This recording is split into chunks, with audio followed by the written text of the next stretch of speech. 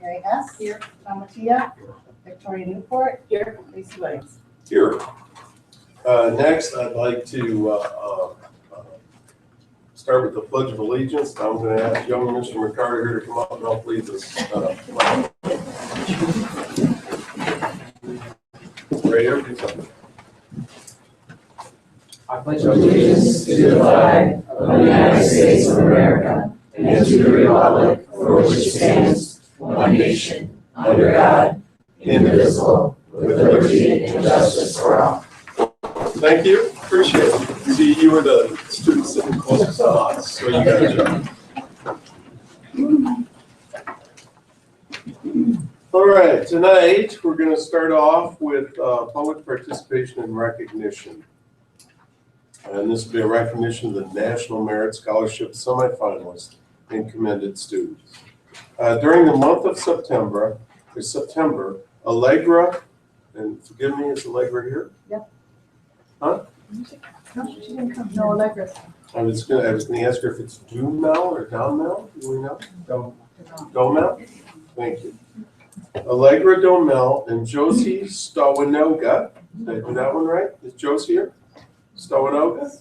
Very good. Thank you. Have been named commended students from the National Merit Scholarship Corporation, which conducts the program. This award will be presented by Tamara Roper, the principal, to these scholastically talented seniors. About 34,000 commended students throughout the nation are being recognized for their exceptional academic prowess. Although they will not continue in the 2015 competition for National Merit Scholarship Awards, commended students placed among the top 5% of more than 1.5 million students who entered the 2015 competition by taking the 2013 preliminary SAT National Merit Scholarship qualifying test. Allegra and Josie, are you here?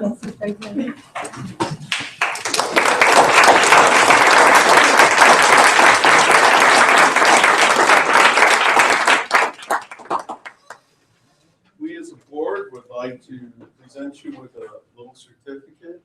Congratulations and job well done. That's awesome. Thank you.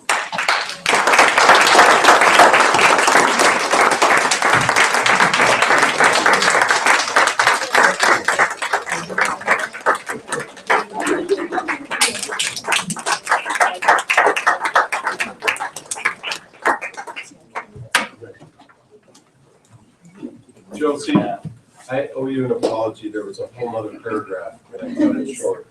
So if you'll allow me, we'll finish it. I'm sorry about that.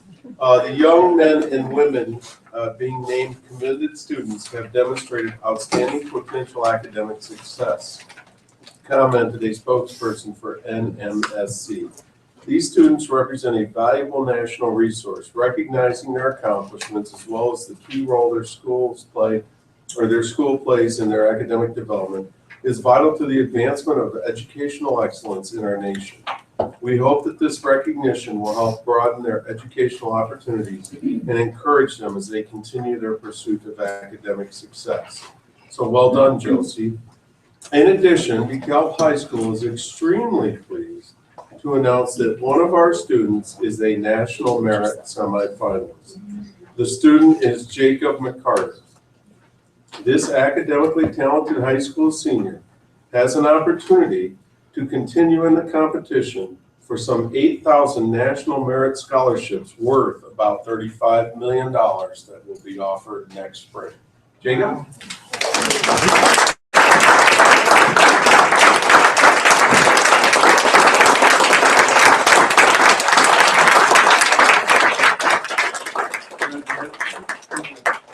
Keep up the great work. A little certificate from us. Okay, good luck to you. Thanks a bunch. Okay.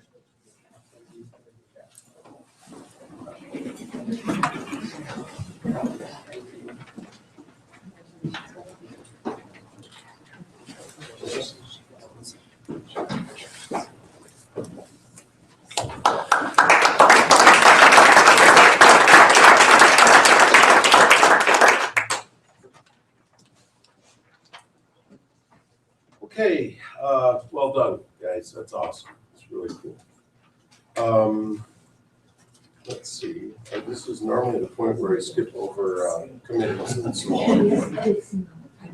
on. Presentation, oh no, I almost did. Public comment, any cards? Board committee reports and correspondence. I can say the joint council met 2 weeks ago, and there was discussion about the elementary math not meeting the Common Core standards, and what to do about that, and also about implementing the park assessments, which is challenging. Thank you. And the DeKalb Education Foundation met a week ago, and two bits of news from there. First of all, that the fall fundraising letters are going out November 1st. Hopefully we'll get a lot of money for that. And then secondly, that the first round of grants are going to be distributed this coming Friday. And of course, the teachers have not been notified, so it's going to be a surprise for all of them. So that's always exciting. Mary and I went to the safety task force meeting. We meet 4 times a year. And I know Tammy's not here tonight, but I want to commend her for leadership on this. She's really done a great job. And also all the principals and teachers that sit on that committee. Because it's really important the work that you're doing in that committee. And I think we've made significant progress and see a lot more advancements coming down. Very good. Real quick with the FFAC committee met last Wednesday. Just starting to kind of prioritize the charge from the board on which items to go to look at first and to put some subcommittees together to start looking at those items. So, more to come on. A lot more. A lot more. Yeah. Well, I don't have a committee or a correspondence. I have just 3 words. Football conference champion. Absolutely. Fun to say.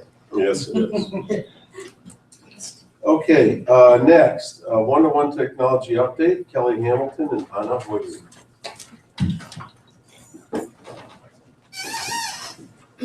Hello, friends. I think I'm gonna lead, right? That's all right. You go ahead. I've just put together with our technology instructional coach at Lincoln a few slides to highlight our one-to-one initiative at Lincoln. So far, it's been a steep learning curve, let me say that. I think for adults really as well as the children.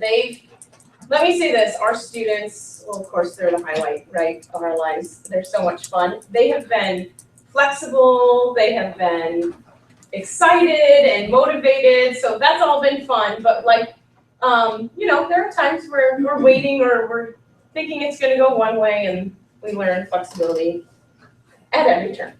So here's a picture of our kindergarten and first grade students. They're out in the hallway working on their tablets there, and you can see they have headphones in. And so for every 2 grades, I just put some of the successes that we've experienced and then some challenges. So for kindergarten and first grade students, we're excited when we log in and it works, and they're all like, whoa, they're so excited. And it's been right now in kindergarten and first grade, just because of the developmental stage of our students, we are really working in small groups with their tablets so they learn their way around the tablet, and introducing some apps like our handwriting app or our iExcel or Tumblebooks app. So really just logging in, getting onto something, kind of exploring on their tablets that way. One of the challenges that we found in the younger grades are the headphones. We put it on everybody's supply list, so they've been awesome and brought in what they could, but sometimes it doesn't work well with the tablet, or it breaks, or the quality, and then some kiddos have not brought in headphones yet. So we're trying to figure out some solutions of how we can provide, check out some headphones, but then, you want to share that kind of thing. So that's kind of been a challenge, but we're working through that, as well as the district is working through that headphone challenge for the park assessment. Every student will need headphones to take that park test. So more to come on the headphone situation. We also discovered that some headphones, when you plug them into the tablet, it shut down the tablet. Oh, that was interesting. So we moved a student all over the classroom, like, maybe it's the Wi-Fi. Like I said, the kids are like, sure, I'll try it over there. But it was really like they were pressing too hard and something was dislodged. Oh, it was hilarious. So they learn a lot too. I mean, these are future tech, right? Tech groups, that's gonna be their focus. So second and third grade, this here is a picture of our tablet hooked into our keyboards. And each classroom has a classroom set of keyboards. The success in second and third grade is using tablets in their reading stations, so they're very independent. They can log in a little bit easier. They're starting to do research in some kid-friendly search engines. And the students, when I asked the students to tell me some success and some challenges, they report that their favorite activities to do are on IXL and BrainPop. And IXL is like a math, really it's math practice. So when I say the word favorite and they give, you know, academic things that are their favorite things to do, that's pretty fun. And then BrainPop is a really nice, I know lots of our schools own a license to that. It's a really nice app that we push out to all of our tablets, and kids can look up social studies and science information and watch a video and even take some like short quizzes after they read or hear nonfiction information. Some of the challenges the students reported to me that sometimes things don't work right. Well, we thought we were doing this and it didn't work right. Well, sometimes they don't. And students report that it's hard to get the keyboard in, so we're trying to problem solve with our amazing tech department here, Brian and, did I see Ben coming? Kyle's here. Oh, okay. They've been so supportive to us. They sent someone over every day. We could not have done this without them. So we're trying to figure out some ways to get our keyboards in. It's like a charger for your phone. It only works one way, and sometimes kids are forcing that in, and we don't want to ruin the port. So that's what second and third grade reported. And fourth and fifth grade, I know, they challenged me to put that on. They dared me, and I took the dare. The Lincoln stuffed animals are also benefiting from the tablets. I went into one classroom and they were at PE, but they had earned the day of break sitting with their stuffed animal, right, for PBIS, and that's exactly how the animal was sitting, with the headphones on, looking at the screen. So fourth grade and fifth grade, they're doing things like collaborating with their Google Docs. So that's, they're just a little bit further along and ready to do some of that. They're doing their reading online. The students are teaching each other. That's really been the most fun. I mean, we're hoping that we'll get that going K-5, but fourth and fifth graders are kind of ready for that first, that they can figure out something on their tablet and then teach the whole class or teach a small group. So that collaboration has been fun to see blossom. And then the challenges that the fourth and fifth graders tell me about is that students report that not knowing how to type, this is their words, not knowing how to type is slowing them down, and it's frustrating to them. So they're trying to crank something out, and because they're hunting and pecking, and we've never had like a lab at Lincoln or any of that. So what students are coming to us with this year is just what they've gained from their own experiences.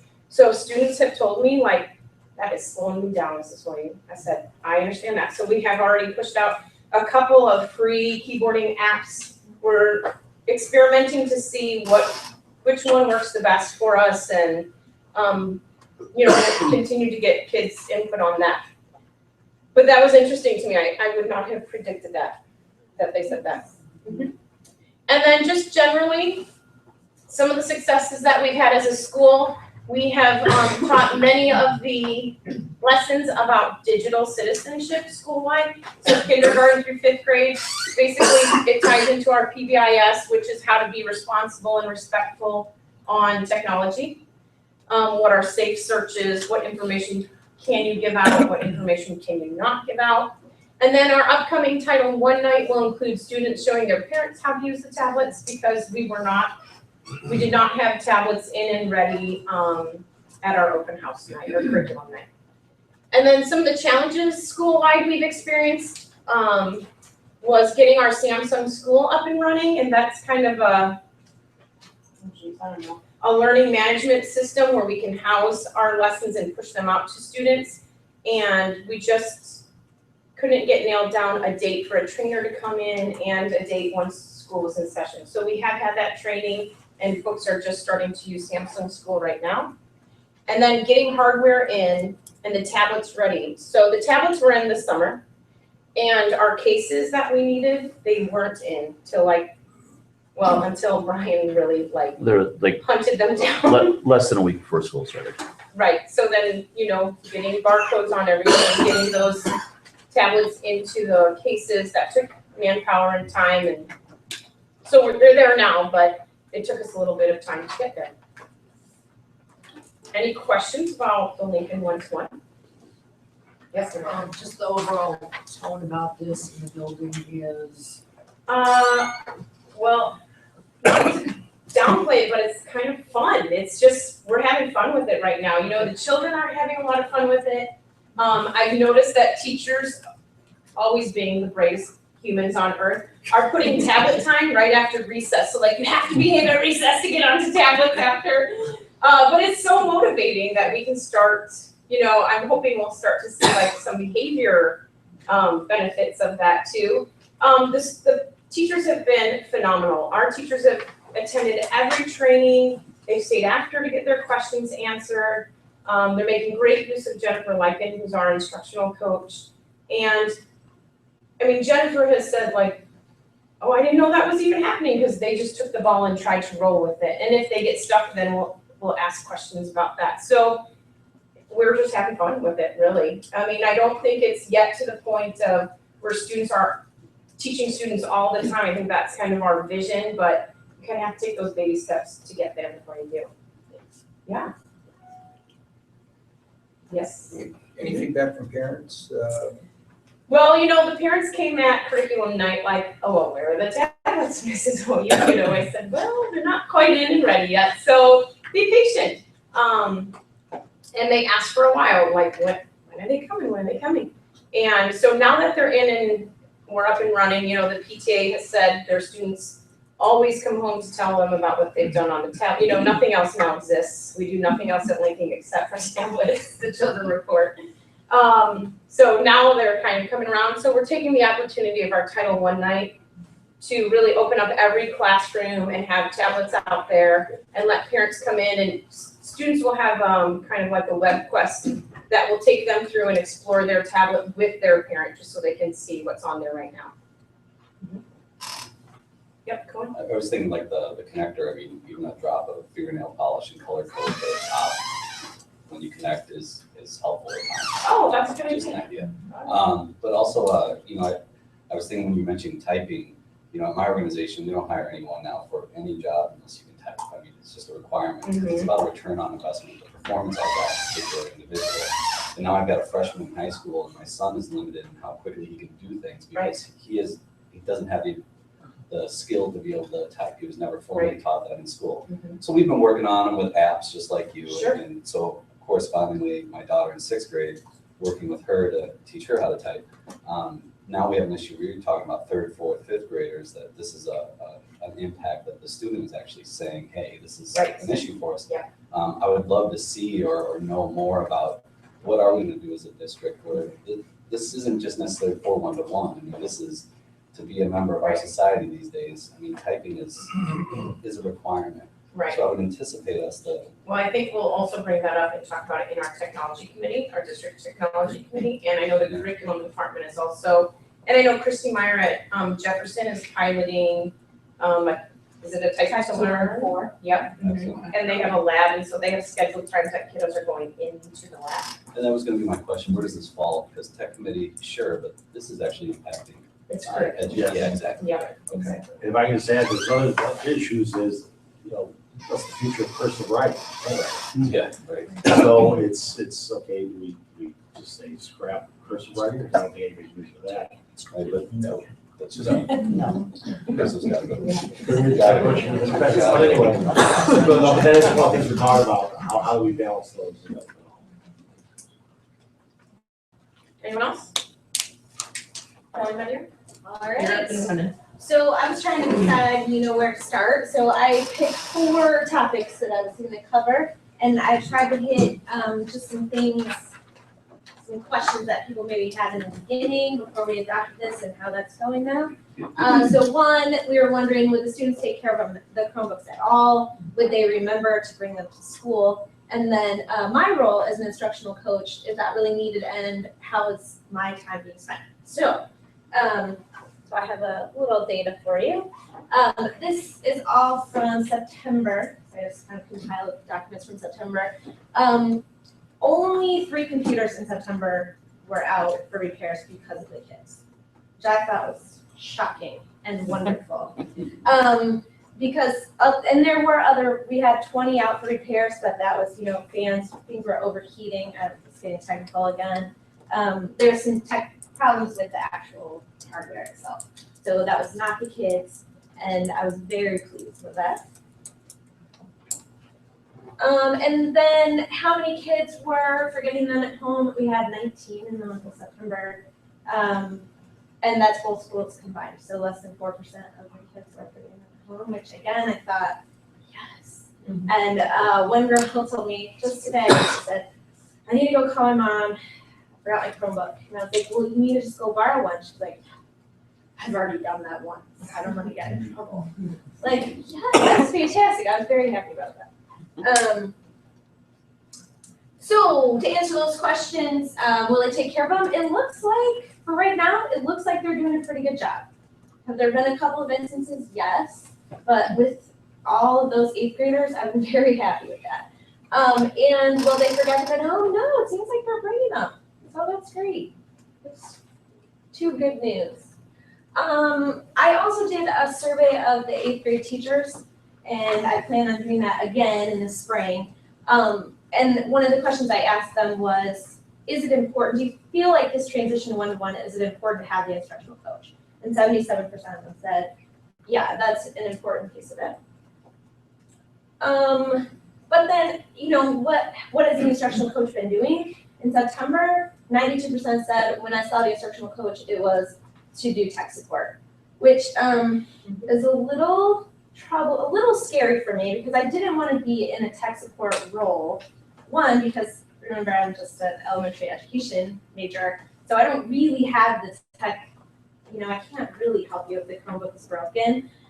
So I was a little nervous about that, and that's something that I'm going to be looking at is how is my role changing as we go, because I'm really just not qualified to be tech support. I'm really there for instructional support, to use the technology for instruction. So, but we'll see how that goes. Like I said, I'll be taking some data on that to see how that changes. And then another concern when I was hired is, people were saying, how are you going to be at 2 buildings, and what's that going to look like? So I just sort of, tracked my location in the month of September, and I know that 14 and 15 don't add up to 24. Some days I was at both buildings on the same day, but on any given day, you may or may not see me. So that has been a challenge, because there's been days, one of the teachers walked in and saw me at lunch and was like, oh, where have you been? And I thought, oh, that's what people were warning me about, was if they don't see you, then they're like, well, where are you? So that has been a challenge. On the other hand, people have been so excited to have me in and to work with me. I've been so pleased with how that is. So my other 2 questions, do we need an instructional coach? The teachers said, yeah, they did see that as being an important piece. And how's my time being spent? I've been pretty consistently 50-50. I mean, with the half days, I was about a little less than 60% in the buildings. And then what do we do next? I would like to see my role continue to move more into the instructional coaching part, which I feel like it's coming. Where the teachers we were telling them at the beginning were focusing on this SAMR model of using technology, which is, you can use technology as a substitute for something you're already doing. You can use it to augment something that you're already doing, and those are good. But what we really want to do is use that technology to modify our instruction and to redefine, those are the letters there, to redefine instruction so that it's different than it was, so that it's not what it could have been with paper and pencil, but it's enhanced some way. So that's what I imagine bringing to you in the future, is more kind of what are we doing in the classroom and that sort of thing. And then I'd also like to know, what do you want me to bring to you as I keep coming back to give you updates? What are some things that you would like to see? One of the things we talked about in technology committee as well as curriculum department is in February, we want to have these folks come back after the end of the first semester. Because again, I know Anna gathered a lot of baseline data last year. So what we want to do is look at both quantitative and qualitative factors. How are students doing academically? Is it this first semester of this year? How does that look compared to the first semester of last year? We want to look at attendance, off-scale referrals, all these things, because if you're truly helping students engage more, you would think there would be fewer of those. And also academically, look at academic scores first semester for the 8th grade versus first semester of last year. So more comprehensive in terms of qualitative and quantitative data after the semester's over. Anyone else? I just would ask Tim and Trish, what's your perspective on it, from 8th grade students in your schools? I think the students have a very high regard for the device. They take better care of the Chromebook than they do their personal being. They will not forget the Chromebook. If they do, they are calling and speaking to parents. One of the things that I think we found, when Tim and I did the presentations in the summer, we said that they couldn't bring the Chromebooks to lunch. But lunch is pretty much that non-instructional time is pretty much our highest referral time. We have since allowed some of the students to bring the Chromebooks to lunch, and our discipline has gone down tremendously. And I shared some of Kelly's concerns with forgetting at home or the damage factor. I was personally concerned about that, and that hasn't been enough concern. Just anecdotally, just walking through classrooms, they are being used every day. It's not what I tell parents. It's not replacing that in itself is not replacing an entire curriculum or anything like that. But at the same time, it's a tool that's being used really frequently, and the engagement in class is higher. I mean, I can tell you that just anecdotally walking through is that when they're on, I mean, kids are on task, even in as I roam about and try to catch students being off task. I mean, I'm just not seeing it.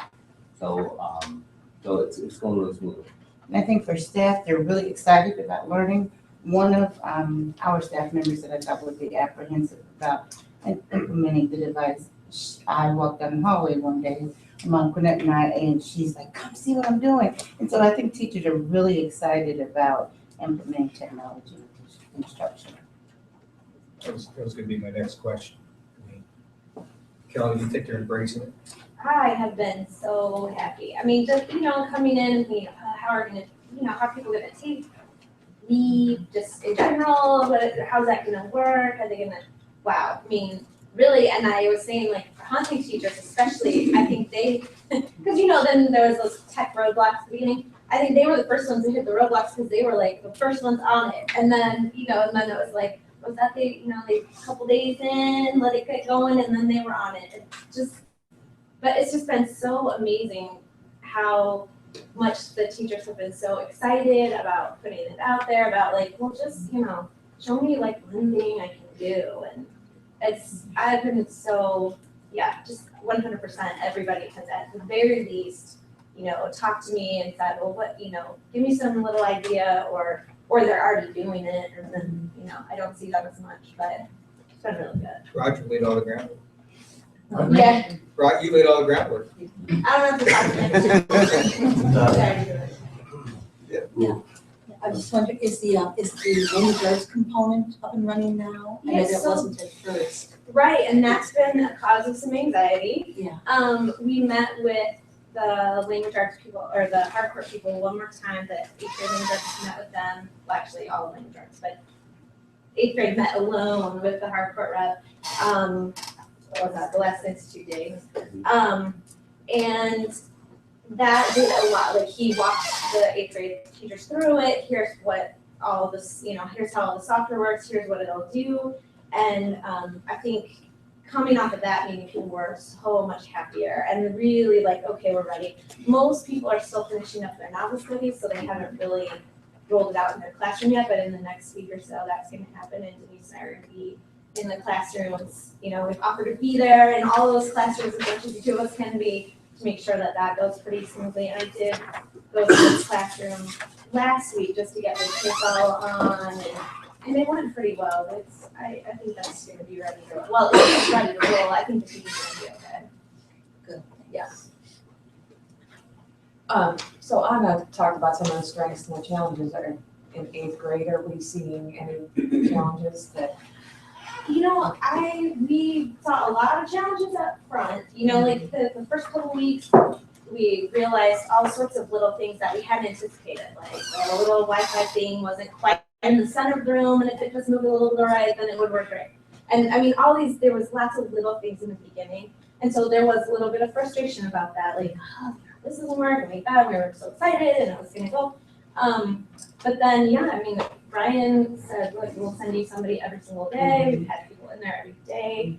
They come in and double check with us. So it was a challenge at first for sure. And then there was some issues with, you know, parents at home, like not issues with parents, issues with getting onto the Wi-Fi at home. And so then parents were getting frustrated about that. And that's something where it would be nice if we had like a tech person to answer phone calls late at night because, you know, they're like, you're sitting there, you can't get your kid online, and then you gotta wait until tomorrow morning to get them some help. That has been a little frustrating for some parents, I know. So that's been a little bit of a challenge too, although, yeah, after the month of September, I felt like it was a long month of September ironing out the little things, and then after that, I felt like, so now things are pretty much, everything's consistently working. You know, a couple of the kids are able to get online at home, so now I feel like now we can go and start working on changing some of the teaching, like in the classroom. Well, Appreciate What? it. yeah, as a parent of an eighth grader, I'm sitting here thinking, how did we find ourselves in that 4% already that left them at home?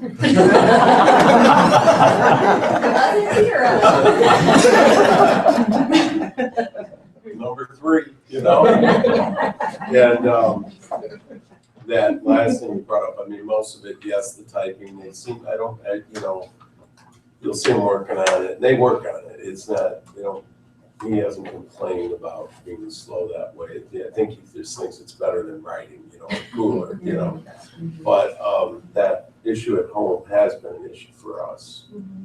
And it's with the Wi-Fi availability and so on. And I'm not knowledgeable enough.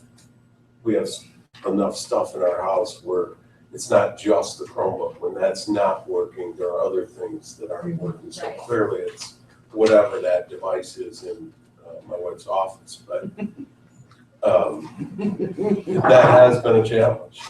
So hopefully we can get that figured Brian, out. can you do a home visit? I know some vendors that do. Well, it's all part of a Comcast thing, and, guaranteed to work, and it does for the most part right up until you need to have something postmarked by 11:59, and it's not, Yeah. And it's been a little challenge, not knowing who's the go-to person on that, so that's been a challenge. Well, we get through it, but there are some things that it's just technology, man. It's just not going to work all the time. But so far, from what we've seen in our house, I mean, your update was very well done, and we've lived some of that, so I know you're on target with it. And keep up the good work. Anything for next time that you would like to see? I think Doug summarized a lot of things I'd like to see. Qualitative, quantitative. Yeah. Alright, you got it.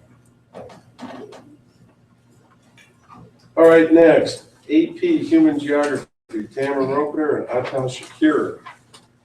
This is really, Ata is the one that brought this to our building leadership team.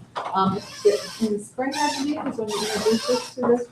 So now we've gone through the process of getting it approved through the building leadership, through curriculum council, and he is here to present it to the Board of Education.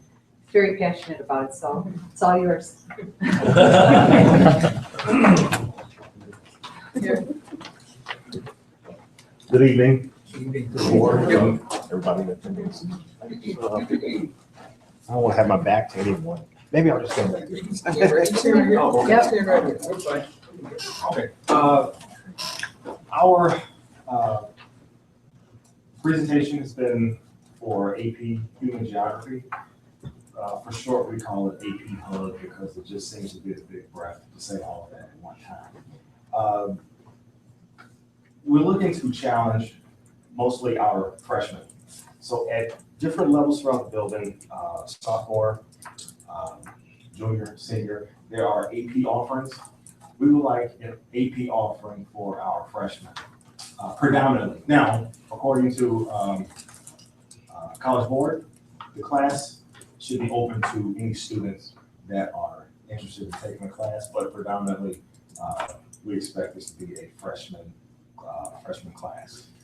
It's an opportunity to add a great deal of rigor, along with the weighted grade option for our students. That's really good. I believe that's the premise and the real reason why we should do this. I guess what I have the proposal here, a copy of it with me. It's rather lengthy. So I really, instead of going through all of the different steps of the proposal, I guess I would like to entertain any questions that members of the board may have for me regarding the class. Anyone? How many students do you feel this would be appealing to? Any of the incoming freshman students? I guess there's a couple ways that I can answer that. Now, personally, I really have no way of knowing how many students are going to take the class, of course. However, over the summer, I teach, I'm one of the teachers that teach World Geo 1 over the summer.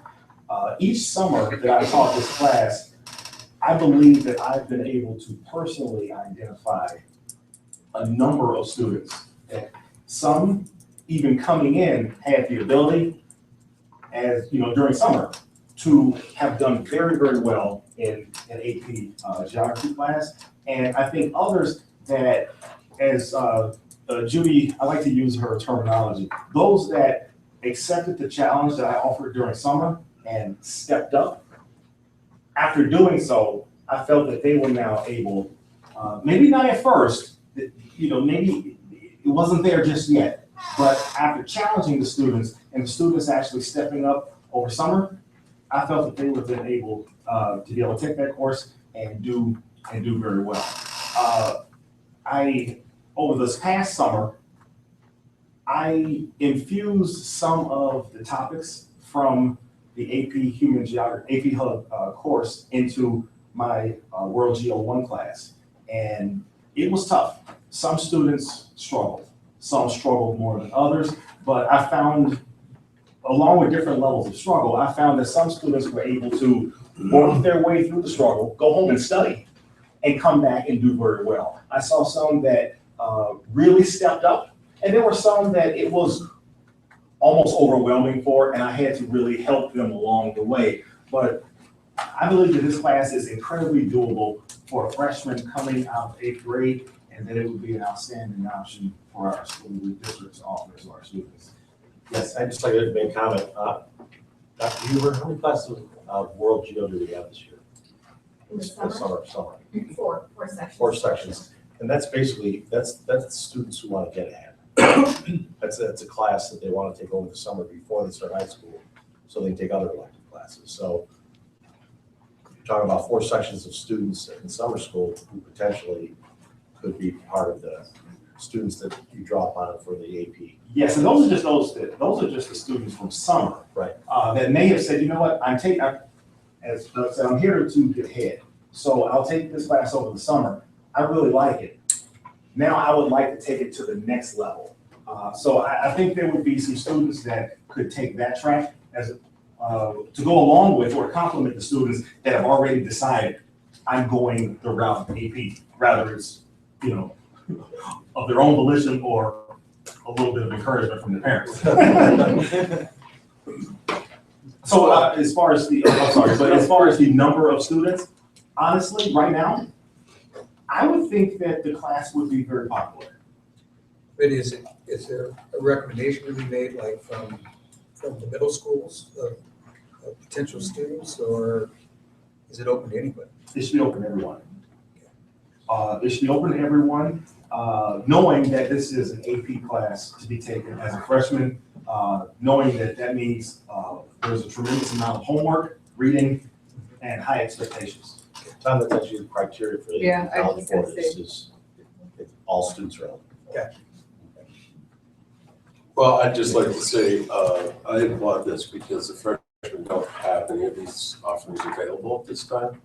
And there is a percentage that are ready. And as we talked about our most recent meeting, I think one of the real bright spots in our district is this growing number of options for advanced placement and honors classes and the weighting of those grades. And as a parent who's now starting to go through the college selection process and how do you get in, more and more and more, the way you challenge yourself through high school is being viewed of equal or greater importance than your GPA. And so the more we can offer in this respect, the better off we're going to be as a district. Anecdotally, we were out to dinner Sunday evening with another couple. The woman, the wife of this other couple was in a social group of women. Our neighboring community to the northeast had a parent that was looking to move back to DeKalb because of the AP offerings that they could not get there. So I do believe we're on the right track with this. I believe that each one of these that we can implement will do nothing but bolster our students and the district really. So I applaud you for coming up with it. Thank you. Anyone else? All right, thank you very much. I would just like to thank, a couple of people. Please. And they're in attendance, Dr. Huber, Tamara, and Judy Sasser. I didn't do this by myself. They helped me along the way, all along the way. I do plan on teaching the class.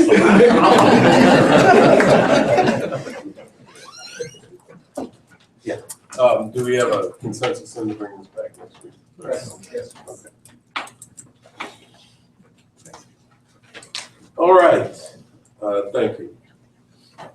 Next, non-business consent agenda. It's been recommended that the Board of Education approve the non-business consent agenda items A through D.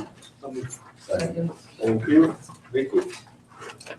Colin Barnes? Yes. Amy Fontana? Yes. Vicky Brennan Favor? Yes. Ray Hess? Yes. Tom Tia? Yes. Victoria Newport? Yes. Lucy Williams? Yes. Next, the business consent agenda. It's been recommended that the Board of Education approve business consent agenda items A through F. So moved. Thank you. Thank you. Vicky? Amy Fontana? Yes. Vicky Brennan Favor? Yes. Ray Hess? Yes. Tom Tia? Yes. Victoria Newport? Yes. Lucy Williams? Yes. Colin Barnes? Yes. Okay, next, new business and administration. It's been recommended that the Board of Education renew the employee insurance plan and adopt the proposals of the administration to change dental carriers and implement an emergency services copay under the district employee insurance plan. Do I have a motion? So moved. Thank you. Thank you. Jim? As you know, recall from last meeting that the insurance committee met and made a recommendation to the board to keep the insurance as is and that have an additional cost of $260,000. We brought to you last meeting a series of 6 options for you to consider. We recommended that you consider, and out of that, I've had some meetings with a few of the board members and brought to you tonight a recommendation that we adopt 2 of those, and that is what's before you this evening. Questions for Jim? I guess I'm just, how did it get narrowed down to those 2 so that it's not? Just with some feedback of some board members who, that indicated this is what they felt more comfortable with. What's before you tonight is this recommendation. What you choose out of whether you stick with these two or you want some of the other, that'll depend on how you want to alter your motion. To understand better, I remember it was the proposal last time was a wash essentially. It was a And you wash. sent out an email recently, or it was in the board packet, I can't remember which, but it highlighted that wash, but the recommendations coming before us, I can't remember what the savings adds up to, but we're no longer talking the wash. It is not a wash. In fact, it's about $56,000 instead of 259. And this is after the last 5 years, we're up $1.8 million in increases on health insurance and dental. Correct. That's a lot. It is. Yeah. I really like the idea of trying to freeze it. We had a 500, was it 2 years ago, we had a $500,000 increase, 50,000 in vision. Well, this is, I mean, that's our budget right there. We could have closed that gap, it'd be fantastic. I don't know, I was kind of coming into this meeting thinking we were still going over the wash. I didn't realize it was that kind of change. There wasn't any change going, there were options. Well, I understand, right. And I was certainly part of those discussions, and we had rather lengthy ones. How best to handle keeping it in check this year. We've asked the unions to come forward for next year with some priorities of theirs, with the understanding that we'll work closely with them to help keep this in check in the future. It's clear that the future is going to bring us higher health costs. I'm not to tell you it's not, but it is. But we can mitigate those, or at least partially by adjusting deductibles, adjusting. Of course. Other pieces, right? Of course. Right now, we're saying we're nothing. The health insurance is going to stay exactly the same. No, we're not saying that. Okay, all right. No, what we're saying is that we took this proposal lays out a couple of changes that will be basically minimally invasive to the existing policy, but still have some cost savings. Because it's small increases to the deductible. No, it's not even an increase in deductible. It's larger, much larger copay and emergency room visits. Right. It's changing the dental carrier, which carrier is not the right network. What do you call it? It's a carrier. Okay. Which is a significant savings, and it means that there's 2 less dentists in the area available. So there'll be a few that will have to change. The reality of it is that all unions fall under this umbrella of insurance. And if we make significant changes to copays, for example, then those in, say, the assistants union are far more greatly impacted than those on the high end of the teacher scale. And there's no way we can come at this and make a global sweeping decision that will affect everybody somehow equally or in the same way. There will be some at one end of the spectrum that will be profoundly impacted, and there'll be some at the upper end of the spectrum that maybe won't even notice it. So there's no way we can do this equitably across the unions, the various unions, unless we sit down and have the discussions with the unions and get a list of priorities that says this is what's important to us, and we work through it with them, with the idea that we will keep this in check next year. And that's been the discussion. Tracy, I would like to point out tomorrow evening, we actually have our next insurance committee meeting where we will have the broker here and we will start setting the groundwork on when she'll be able to, over the next few months, bring us many proposals that the committee can look at to try to produce some savings. Some of those are more severe, some of those are minor. We're going to look, we've asked her to do is put together the whole gamut of options so that the committee can look at them and say, this one is tolerable, this one isn't, this one won't affect many people, but trying to make those things. So we have already begun work with the broker that will be working with the committee, trying to stave off some of these increases in the future, if not reduce some of it for next year. The problem we've had in the past is that we always get this insurance notification, what I would call it the 11th hour. and discussions with Andrea, why is that? And it's not the administration's fault. It's not certainly not the union's fault. It's that these carriers today will not even bid this sort of coverage more than 90 days prior to the renewal.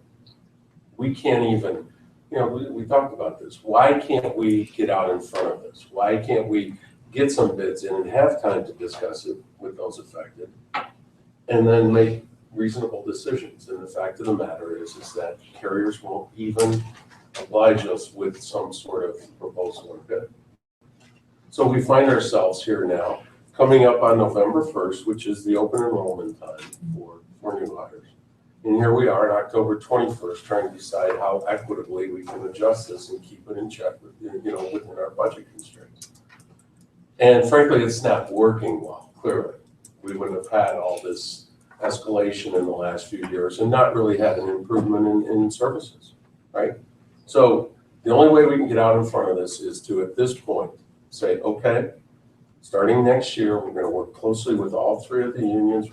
They're going to have to go to their folks and find out what their priorities are. What is important, What do you want to trade off?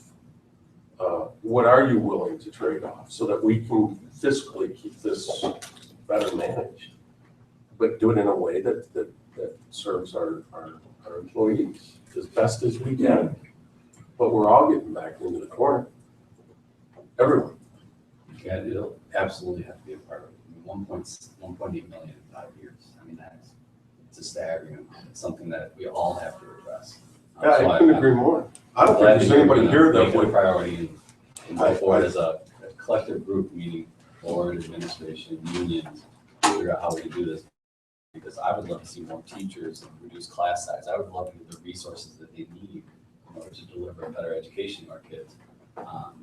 Finding a way to make this increase more stable going forward is going to take courage and from every one of us to do something like this. Well, Colin, I couldn't agree with you more, and I strongly encourage you to attend the insurance committee meeting tomorrow night and bring that forward. And I hope that you can come up with solutions that would allow us to decrease class sizes, still serve their needs through the insurance world, and keep our budget in check. Sure. I try and do that every time I attend a meeting, Tracy. I haven't done that, but there's another one tomorrow where they'll get into the details of this, and I think it'll be helpful. What time is that? And where? It's here. What o'clock, right? Just like to make a couple of comments, because I had contacted Jim as well. In the budget that Andrea brought forward was, in that was an assumption of a 7% increase, is that correct? 7.5. 7.5. With this minor adjustment, we're gonna come in probably about 2.6, 2.7. It's gonna be less percent. So we're gonna see a significant cutback of what we approved in our budget as well. And even though it's a minor tweak, I don't think it should be overlooked that the adjustment to the emergency room deductible, that could have a significant impact for us next year, primarily because it takes away the encouragement or the incentive. Now, if you go to an emergency room, you have to pay your deductible or very minimal deductible, and it doesn't. Right. And it's just it will affect our rates because we'll be using that a lot less. There won't be any penalty. We've got the data, right, that we know what the usage of it was. We don't know the individual, but we've got as a collective whole. Yeah, exactly right. And I think our brokers told us that should make an impact on our premium next year. And the other thing, in going through negotiations with two of our union groups, I do feel that it's a little bit of an issue of fairness to put this on the table in a very definitive fashion, well in advance, so they know what the board is really prioritizing, and that is we're going to draw a line at this. We can't afford continuing increases. And I think the relationships that we've tried to build with our unions. We have tried to develop a partnership, and I feel like we've made a lot of progress towards that over the last 3 years. And I'm all for saving a few bucks, and we could, raise the deductible a little bit. But I do feel like kind of imposing that in the 11th hour. I think to build or continue the relationship with these groups, I think that's, to me, that's the personal thing to do. You might disagree with that. But I understand that we have to tighten our belt, and I think that's going to have to be done in the future. And I think we're basically saying, I'm saying, at least my personal view, is over the next year, there needs to be an understanding with our union representatives and so forth that, this board is not going to make any increases. And we're going to have to come up with some of these solutions, and we need to figure out how's the best way to do it. Like we all have to do, that are not, basically part of this union. Like I said, majority of Americans have to do. But I just think it's working in a collaborative partnership manner, and I really want to continue that. So that was my input to Andrea when I talked to them. And I agree with everything you're saying as far as just the relationship that we have between board administration and unions. I think from what I hear is definitely improved. I love hearing that. Yeah, this is really going to be part of the conversation going forward, not part of board leadership. I haven't been in the previous negotiations, so I don't know what those conversations have been exactly like. What I'm trying to stress is I'm not saying, yeah, we just say no to all this and we stick it to them. And there's a section of the group that really is unfair, the decision that we made in this vote right here. So I'm encouraged to hear the summary. I'm encouraged to hear that we're going to go forward on that. I'm just trying to express, I just really want to see more dialogue than we've had in the past. It sounds like we've been having it. It sounds like we're going to have even more of it. I just want to make sure that we're going to have that dialogue going forward. That's what I'm trying to voice. And it sounds like we're going to be doing that. We certainly have our commitment, though. Absolutely. And I know we're meeting monthly for these very sorts of issues. And we're going to expand that into the assistance union and the others. So this is a huge priority for next year, huge. But the only way we can do it right is to start now. And lastly, I mean, what I learned in the teacher discussions, negotiations was, even when we sat there and worked through that for many months, we thought we had what was an equitable solution to insurance coverage. After we all shook hands, in fact, signed the documents and started implementing numbers, we then found out that there was 32, I think, out of the 400 and some teachers that found themselves in a different situation than anyone had anticipated. And that was certainly not the intent of the agreement. It just went that way. And believe me, we tried to cover our bases. I mean, there was more than one sidebar to go, what does this mean? But as things evolve and things change, we can't anticipate everything. We can't. And that was a classic example. So, and even within their own union, I mean, these guys worked through the numbers one whole day, and they didn't catch it. It wasn't a question of somebody pulling anything. It was just, nope. It was, you couldn't figure it out with the information we had at that time. Having said that, we're going to try and avoid it by getting out in front of it from here on out. And we have our commitment. And I think theirs and the other bargaining units. And hopefully, this is the last time we have this 11th hour insurance discussion.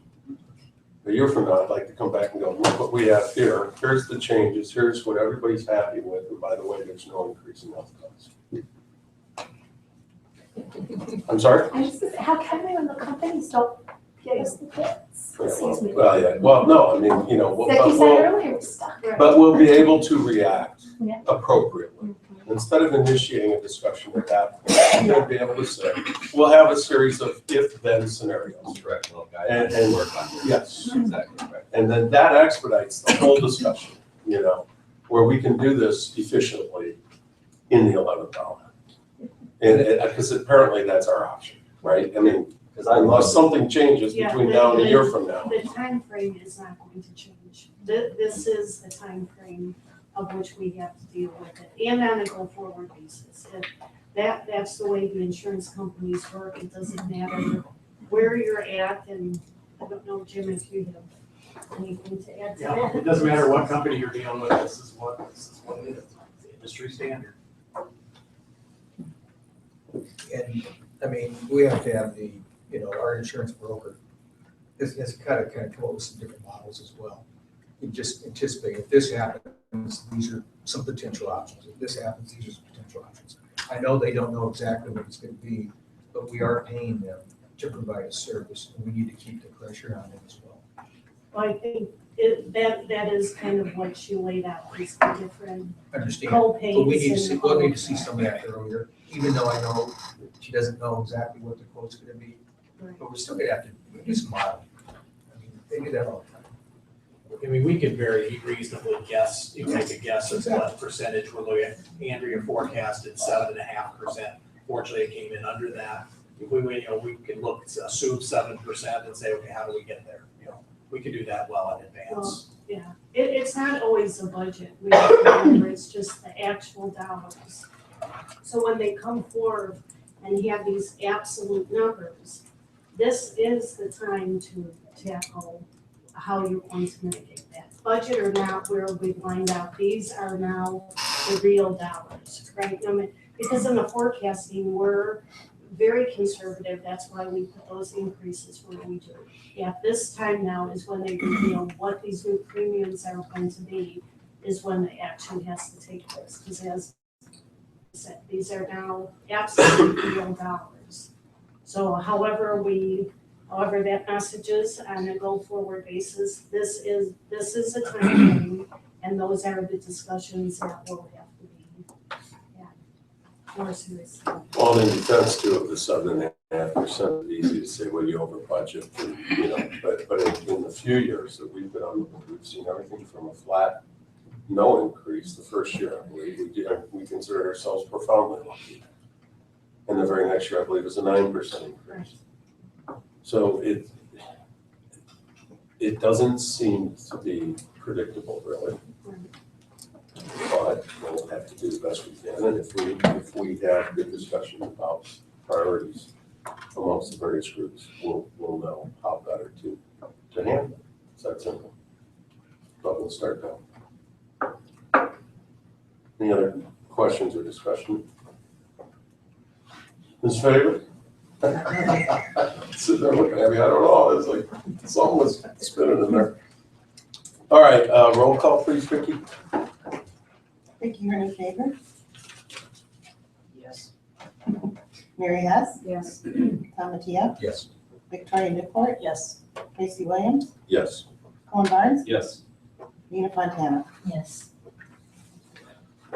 All right, next, the approval of the FFA tractor lease agreement with Case IH. It's been recommended that the Board of Education approve the lease agreement with Johnson Tractor, Inc. of Rochelle for the lease of a Case IH tractor at a cost of $500 per semester. This lease cost will be paid out of the DeKalb High School FFA activity account. Do I have a motion? Thank you. Jamie, you have something you'd like to say? Our ag advisor, ag teacher and FFA advisor, Ms. Peterson's here as well to answer any questions you might have. But basically, the FFA has 30 acres of land that they farm and receive proceeds off of. It goes to support the program.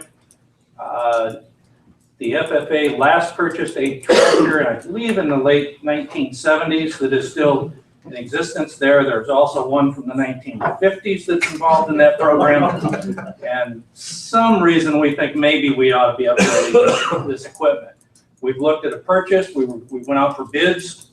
They were in the approximate $130,000 range for the equipment we were looking at. That's with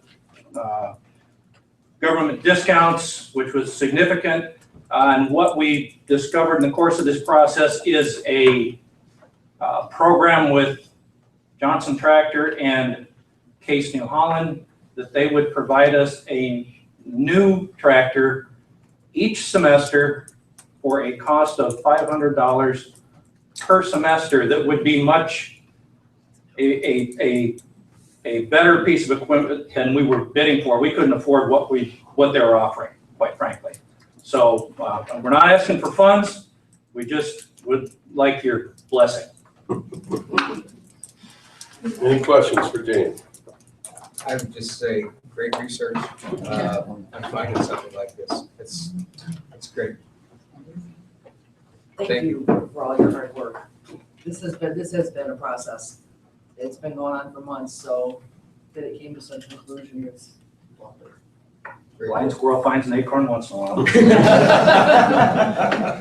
Well, well done, Jamie, well done. The only thing I have to caution you on is there's a reason why John Deere doesn't have to rent their tractors for $500, so keep that in mind next time. All right, Vicky.